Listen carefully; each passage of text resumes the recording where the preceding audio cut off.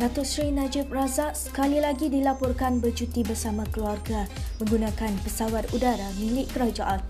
Berdasarkan laporan jawapost.com pada 27 Jun lalu, Perdana Menteri dan rombongannya tiba di Bali sehari sebelum itu menggunakan kapal terbang dengan nombor pendaftaran 9MNEA. Ia adalah satu daripada pesawat udara milik kerajaan Malaysia yang digunakan untuk membawa tetamu kehormat. Media lain di Indonesia merujuk kapal terbang dinaiki Najib sebagai pesawat diraja atau jet peribadi dan dilaporkan mendarat di lapangan terbang antarabangsa Ngurah Rai di Kuta pada jam 12.53 tengah hari.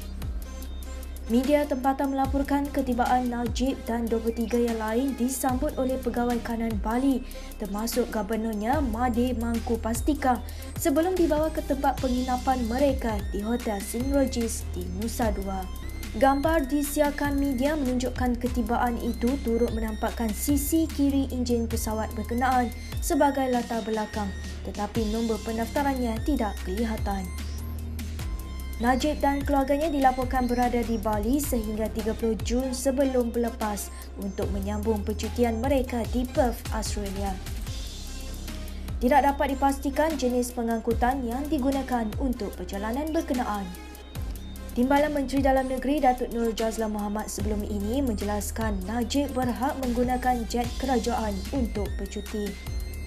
Malaysia Kini pada 3 Januari lalu melaporkan Nur Jazlan sebagai berkata, walaupun lebih elok jika Najib menguruskan penerbangannya secara peribadi, ada isu lain yang turut perlu dipertimbangkan.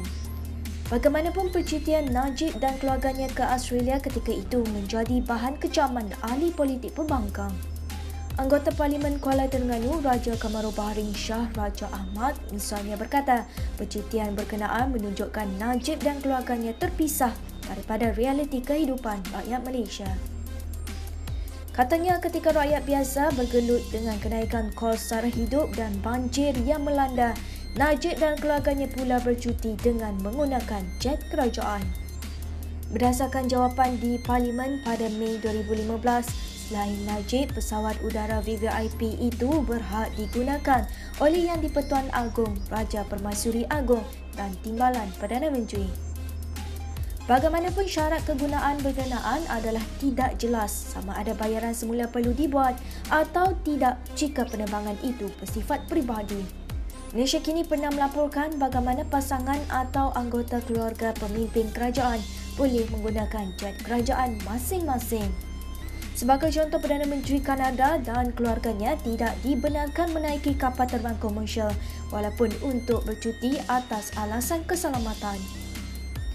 Bagaimanapun, setiap anggota keluarga terbabit perlu membayar semula kos penerbangan itu yang dibuat berdasarkan kadar tiket kelas ekonomi.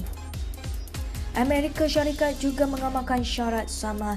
Bagaimanapun, anggota keluarga perlu membayar kos penerbangan berdasarkan harga tiket untuk kelas pertama selain harga makanan yang diambil sepanjang penerbangan berkenaan.